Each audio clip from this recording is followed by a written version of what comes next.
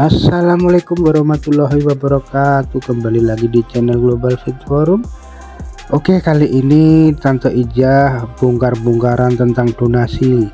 Tentang donasi lagi, tentang uang lagi, dan ternyata Edis pun hoak. Di situ kata Tante Ijah itu Edis donasi ke Dedi siapa ya, tersadar itu yang lagi kena masalah, dan ternyata donasi itu adalah hoak. Oke, nggak usah panjang lebar. Di situ juga Reda dan Sofiatul disenggol-senggol. Pokoknya nggak usah panjang lebar, langsung saja cus kita ke video Tante Ijah. Dibuktikan sama Winaf. Lu jangan bikin hoax ya. Si Edis emang bikin hoax. Nah, ada lagi hoax katanya Edis transfer 50 juta buat Dedi tersadarkan. Ternyata tidak diterima sama sekali, tidak ada. Ya. Oh, Edis kasih bantuan 50 juta ke istrinya Dedi tersadarkan. Sempat heboh nih, wah Edis baik ya. Ternyata tidak ada sama sekali. Itu bukan kita yang ngomong ya, kemarin Cumi yang ngomong ya. Ya, Cumi yang ngomong. Nanti kita bisa puterin lagi. Ya. Jadi hati-hati ya. Disinilah saya ada untuk membongkar penipuan si Reda Marbun dan ya termasuk si Edis juga, termasuk Sofiatul juga kita bongkar kan. Siapa Sofiatul kan? Yang dia ngaku-ngaku sebagai apa? Ketua penginjilan dan misi dari gereja Betani. Punya banyak punya banyak kasus penipuan donasi. Oh gitu ya. Banyak. Ya, jadi itu yang dimaksud dengan satu pintu. Maksudnya langsung ke rekening istrinya Dedi, bukan ke rekening Mama Sanggul, ya. Nah, ya memang betul, saya juga lihat. Dan itu saya sesalkan, goblok banget mereka masuk ke tempatnya Reda Marbun, bodoh sekali. Si Cumi juga kok jadi bodoh banget, gitu loh. Saya sayangkan banget, ya. Sekarang kan jadi banyak yang ketipu kan, itu. Nah, ini historinya zaman dulu nih, ya. Dia suaminya kan bukan suami, teman kumpul kebonya si Reda ini kan memang kerja untuk gereja, ya. Untuk gereja, ya. Kalau nggak di blow up siapa? Si Edis, mungkin Winef. Enggak, salah loh. Winef udah transfer di bulan Maret tahun 2025. Ya. Jauh sebelum Edis ngomong-ngomong bullshit. Ya. Jadi nggak ada hubungannya dengan Winef, gitu loh. Dan Winef juga nggak ngumpulin donasi, saya kasih tahu. Bu Winef tidak ngumpulin donasi, tetapi ada donatur yang mau titip karena nggak mau namanya diketahui, gitu. Sering kan kita nitip, gue nitip lewat lu aja deh, supaya data gue nggak ketahuan. Betul ya. Ya. Tip gitu, nanti ditransfer ke orang tersebut dan lu juga laporan, nih udah gue transfer ya ke orangnya, gitu ya. Ada ya, buktinya gitu, bahwasan saya udah transfer, ada buktinya. Dan itu sudah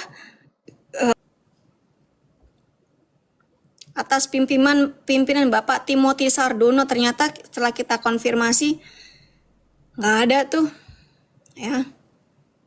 Saya ada rekamannya kok. Saya ada bukti rekamannya kalau Pak Timothy itu tidak kenal yang namanya Lani Ekowati, dan tidak ada itu ketua penginjilan atau misi, ya, nggak ada itu di situ, ya.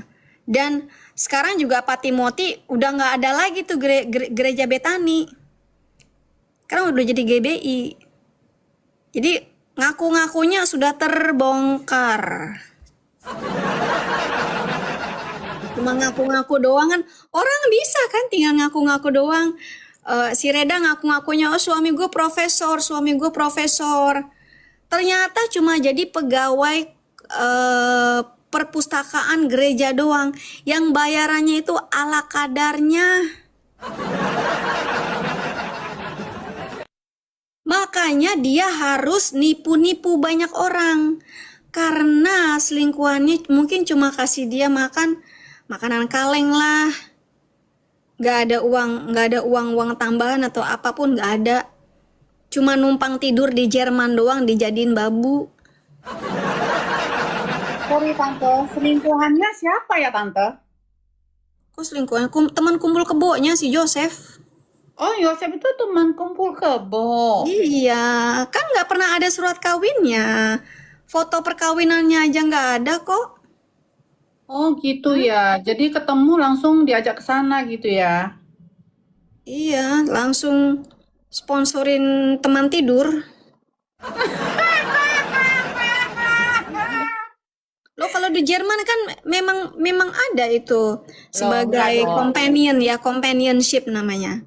Ya, di luar negeri emang kumpul kebo dulu, ya kan? Udah punya anak juga tetap kumpul kebo, ya kan? Nanti kalau udah bener-bener, mereka udah bener-bener sepakat untuk kawin, baru kan mereka laksanakan perkawinan gitu ya. Mereka nggak gampang gitu, langsung kawin, langsung buat ini enggak. karena mereka juga Gitu. berpikir kan, kalau kawin, harta mereka itu dibagi ke wanitanya. Bener, apalagi kalau cerai di Eropa itu kalau cerai ya perempuan harus dibagi kayaknya 50% ya, 50-50 lah, atau harus disupport gitu Ya. kan.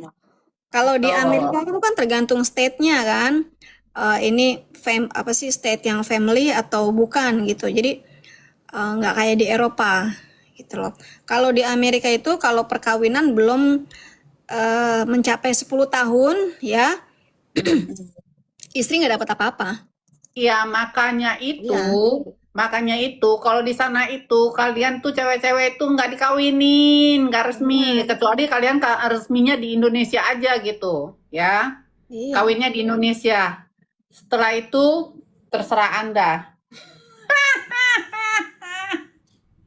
Makanya dia ya sebenarnya gue kasihan juga ya sama si Reda gitu, kasihan. Tapi nggak kasihan juga karena memang otaknya otak Gimana sih? penipu. Kasihan juga ya, nggak Penipu. kasihan. Gimana sih, Kasihannya gini Tante? loh, kasihannya eh,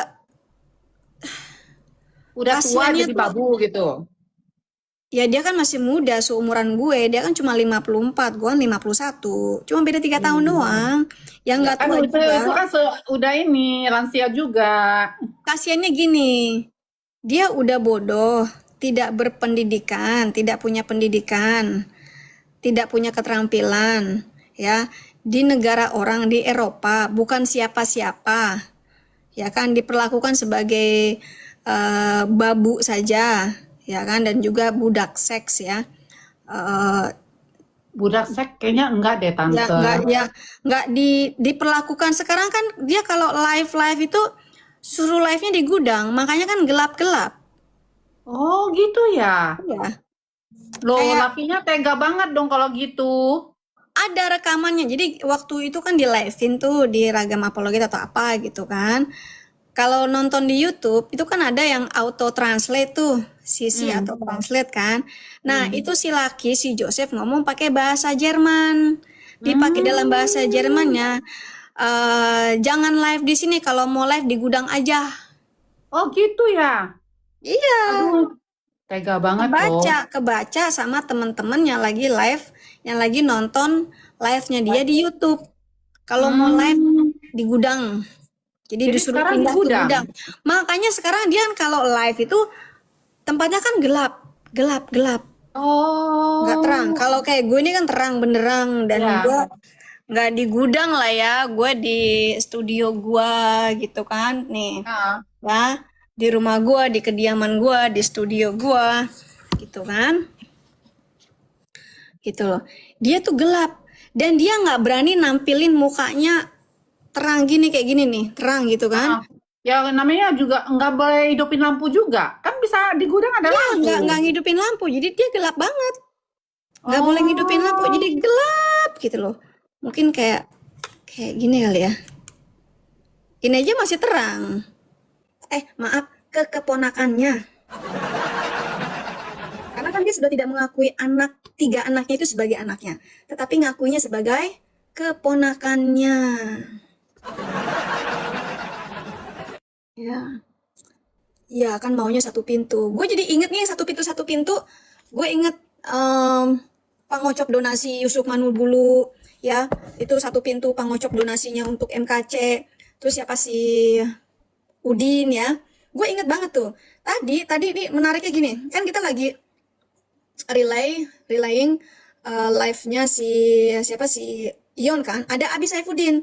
Nah ngomong-ngomong soal donasi, jadi si Udin ngomong gini, oh ya itu Tante Ija pernah ngasih transfer saya $100. Sepengetahuan saya nggak pernah transfer ke Saifuddin Ibrahim, transfer untuk Saifuddin Ibrahim. 3 kali saya transfer untuk Saifuddin Ibrahim. Melalui Saifuddin Ibrahim untuk MKC. Ya jelas-jelas saya bilang, Pak ini untuk MKC. Tapi Saifuddin bilang saya pernah transfer ke dia. Berarti kan dana-dana yang masuk ke rekening dia itu, ya itu diocop oleh Saifuddin Ibrahim dan nggak pernah diberikan kepada MKC. Karena saya ingat banget 3 kali saya transfer dari Amerika itu untuk MKC. Begitu lagi ada kasusnya MKC. Bukan untuk Saifuddin Ibrahim, tapi kayaknya dimakan semua sama Saifuddin Ibrahim. Memang ini pangocop donasi ini parah sekali teman-teman.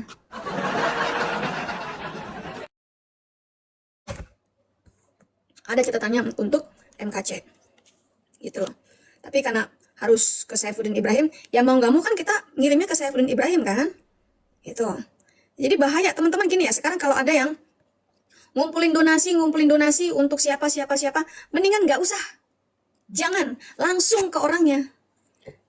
Kayak misalnya nih kasus apa ya? Misalnya Reda Marbun masuk rumah sakit jiwa. Terus nanti ada Mama Sanggul yang yang ngumpulin donasi. Satu pintu saja karena Reda Marbun masuk rumah sakit jiwa, perlu ditolong. Bukan obat. Ya saran saya, jangan. Kenapa nggak langsung ke Reda Marbun atau ke anaknya Reda Marbun? Itu teman-teman ya. Jadi kalau sekarang nih, kita belajar, kita semua ya teman-teman, belajar dari kesalahan. Ya, kita belajar dari kesalahan orang lain. Agar kita tidak salah seperti mereka. Jangan lagi kita terjebak. Ya, kita sudah cukup terjebak sekali, 2 kali. Tapi kalau terjebak 3 kali, dalam hal yang sama, itu namanya kalian blow on. Saya tertipu lah. Ya, saya tertipu ketika saya donasi untuk MKC melalui Saifuddin Ibrahim. Sekarang saya baru tahu. Ternyata dana-dana itu tidak pernah disalurkan kepada MKC. Karena MKC ya teman saya juga, teman sepelayanan juga. Gitu loh. Saya percayakan si Abi, si Saifuddin Ibrahim itu si Udin, ya, pegang dana untuk bantu MKC malah ditelepnya. Ya, saya juga waktu di California pernah ketemu dengan Saifuddin Ibrahim. Ya, pernah saya ajak ikut konferensi internasional waktu itu. Ya, itu saya belum dengar selentingan atau berita-berita mengenai dia selingkuh dengan istrinya Putih, belum. Ya, karena saya waktu itu belum bergaul dengan siapapun. Ya, teman-teman ya. Udah ada sih yang ngingetin saya, jangan ketemu dengan Udin. Hati-hati kalau ketemu dengan Udin. Gitu loh, jangan sampai tertipu gitu, jangan sampai apalah. Ya saya tetap jaga jarak itu kan, karena saya yang ngajak dia datang ke konferensi, ya kita ketemuan di Starbucks, ya saya lah yang bayar ya kan, karena saya juga tahu ya mungkin dia juga nggak ada duit ya teman-teman ya, jadi nggak mungkin lah minta dia bayarin atau dia bayar sendiri, udah ya saya bayarin lah gitu kan. Saya belum tahu itu. Kalau saya udah tahu dia kayak gitu, nggak mungkin saya ketemuan dengan si Udin, bahkan ajak dia ke konferensi apologet internasional, nggak mungkin. Dan dia, ya saya ketemuan lah dengan guru saya, dengan beberapa teman-teman saya di situ, gitu teman-teman ya. Jadi sekarang hati-hati kalau donasi-donasi. Nah, teman-teman juga hati-hati memberkati siapapun, gitu ya. It's okay kita tebar koin ya untuk jadi koin itu kalau buat saya ya, saya tidak cari koin sebagai mata pencaharian atau penghasilan, tapi hanya untuk bikin semangat saja, gitu ya. Hanya untuk fun saja, gitu. Ini nggak tahu nih, hari ini saya ditemenin sama siapa nih? Ya. Kayaknya udah saya ini semua ya.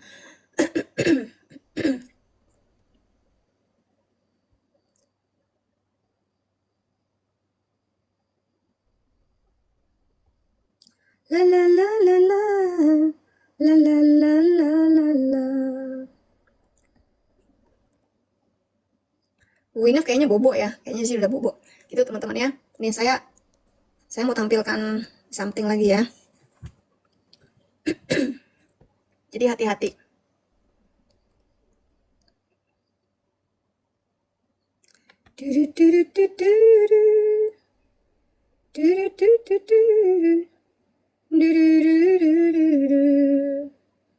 La la la la la la la la la la la la la la